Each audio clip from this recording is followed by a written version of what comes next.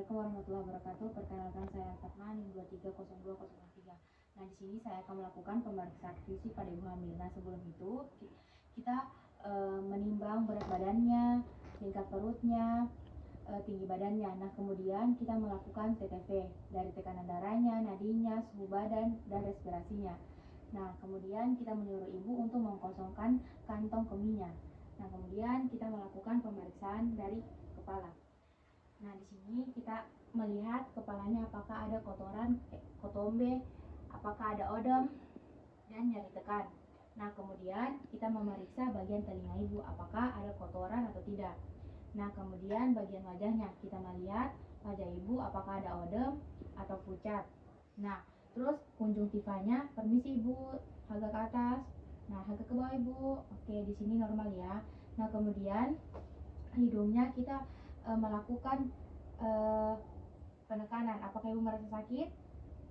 Nah, kemudian kita melihat bagian mulutnya. Kita lihat apakah mulutnya pucat, pica-pica, sariawan. Dan kemudian kita lihat bagian dalam mulutnya apakah ada karises pada giginya. Nah, kemudian kita memeriksa bagian leher. Nah, di bagian leher yang pertama itu kelenjar tiroid dengan menyuruh ibu untuk menelan. Apa ibu merasa sakit? Nah, kemudian kelenjar jigularis dan vena limfe. Nah, tidak ada juga pembengkakan dan pembesaran.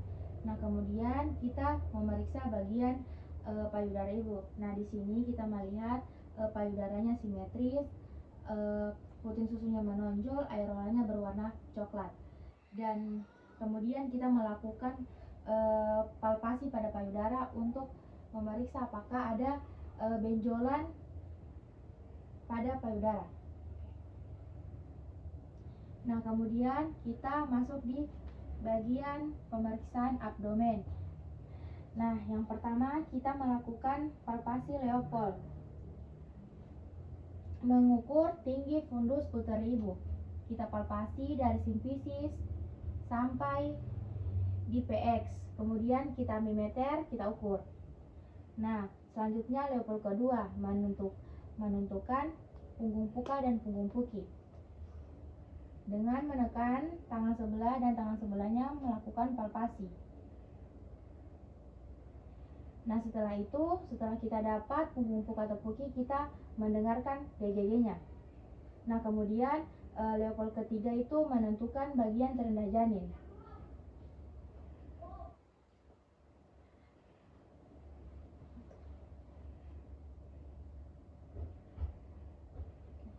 Nah, Leopold keempat kita menentukan apakah kepala sudah masuk di pintu atas panggul atau belum.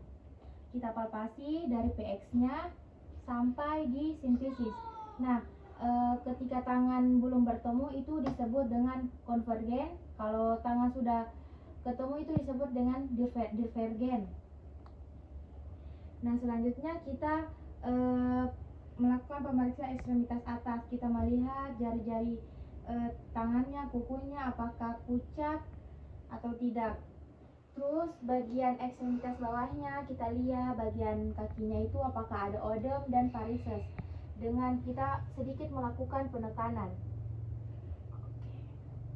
Dan kita lihat juga kuku kakinya itu dia pucat atau tidak. Selanjutnya terakhir refleks patella. Setelah kita melakukan pemeriksaan, kita memberitahu kepada ibu bahwa pemeriksaan telah selesai dan terakhir kita melakukan pendokumentasian. Sekian dan terima kasih.